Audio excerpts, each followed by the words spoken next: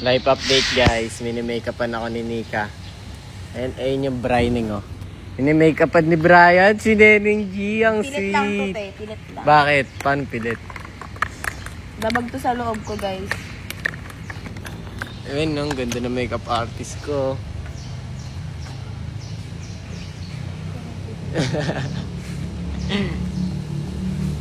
Mini-makeupan niya ako guys. Life update. Hi mga Inday, ang daming nagsasabi sa comment section na ibalik ko na daw yung bangs ko. Pero pag tinignan niyo yung comment section ko, wala talagang comment. Charot. Pero alam niyo ba mga Inday, kaya din ako nagbabangs kasi nung tinignan ko yung mga dating video ko nung nakabangs ako, mukha akong parang nakawig lang ako. Kala ko bagay na bagay sa akin, pero bagay naman kasi yung noo ko ang lapad. Pero ngayon, tinitiis ko na lang. Di naman na, kasi dati guys, sobrang insecure ko talaga sa noo ko. Kaya, ayun, nagbangs ako ng sobrang kapal, manipis, may nagugrupo-grupo. Pero ngayon mga Inday, okay naman na sa akin kasi dito sa Manix House, alam niyo ba, walang pumapansin sa malapad kong noo.